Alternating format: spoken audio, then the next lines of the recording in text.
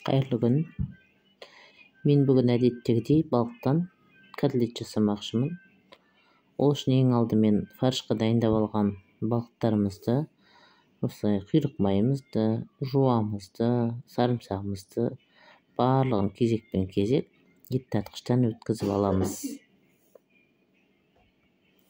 Ет тартқыштан өткізгеннен кейін дайын массамызға нан мен жұмыртқа қосып, осындай формаларға келтіріп, котлетімізді дайындаймыз.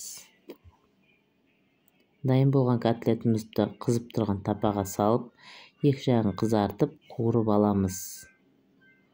Қуырылған котлеттерімізді бұқтырып, қасына гарнир жасап, қонаққа ұсынатын боламыз. Мен бүгін гарниріне күріш ұсындым, ал сіз өзіңіздің қалауыңыз бойынша дайындай аласыз. Ас болсын.